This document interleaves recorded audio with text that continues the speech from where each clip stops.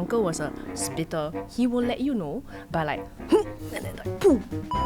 Is there any experiences in the hospital that's like unique to you that you see on a daily basis? So as podiatrists, right, we see a lot of complex wounds. These are usually very chronic in nature. So we use very innovative therapies to help us. One such therapy is maggot debridement therapy.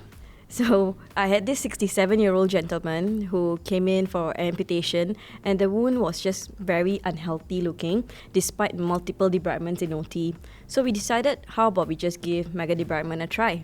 The reason why we use maggots is because they can eat the unhealthy tissue and leave behind the healthy tissue. And usually when we apply them, we put it in a nice sterile gauze and we secure them just to the wound so they're not like crawling all over the hospital. We can apply up to like 200 maggots at one go. And fortunately, after just 1 or 2 cycles, he actually did much better. The wound bit was healthier and he eventually healed up. Wow. These maggots are grown in sterile environment. We don't just take it out of anywhere.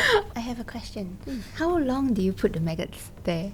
Oh, usually we apply it for like 2 days. So if we see the patient on Monday, we will come back on Wednesday morning to remove the maggots. And if it's still looking dirty, then we will apply another cycle of So maggots. the patients are not under anesthesia, it's just Yeah, they can see maggots the are just maggots there. there. Just there. Okay, it's covered so they won't see the maggots actually crawling around. And most of my patients, they have neuropathy. So they can't want, feel. yeah. And the fascinating part is when I apply the maggots, they're really small. And by the time I come back to see 2 days later, they are like huge. What do you do to the maggots after that? Oh, we take them back home. Oh, No, we okay. just dispose them in biohazard bags. I had one uncle who was with us for very, very long. He had a tracheostomy. He also had scabies. Every time we wanted to go up to him, we had to wear our PPE, we kind of wore full precaution for him. Not just a gown and gloves because uncle was a spitter. Uncle, if he didn't like the way that you were doing something, he will let you know by like, and then like, poo.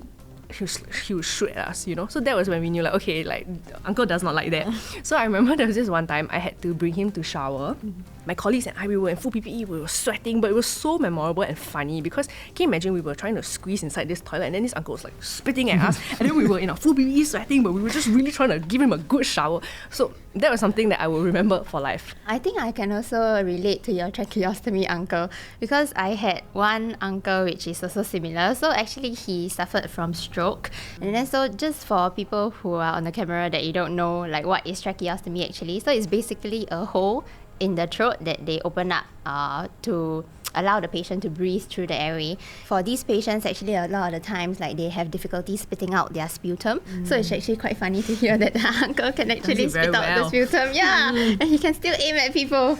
Yeah. So then what happened with the uncle who had stroke under my care was that because he was so agitated all the time, like he was suffering from like grief about his loss of function and all that. So then every time when we try to bring him out for therapy, he feels that therapy is useless. And we need to spend a lot of time like trying to explain to him like, what is therapy all about? Because walking, it will only benefit you and walking is the best way to like activate all the muscles in the body. Yeah, so like some of the times then we will be struggling with him by the bedside, like trying to get him out for therapy and then trying to get him to do activities during therapy. But I think like working in healthcare, like all these fun experiences are what makes our day all the time because most of the time like we are actually very tired from like working and like sometimes when you meet like challenging patients and all that, then it becomes even worse. But then we will go back and reflect on these experiences where we will say, oh yeah, actually being a healthcare worker is actually very fun. Yeah. So just like you mentioned, right, that like you nursed this uncle 2-3 years ago. Yes. What if he was the same uncle? What was the uncle's name? I don't think you're allowed to say that. I'm not. PDPA.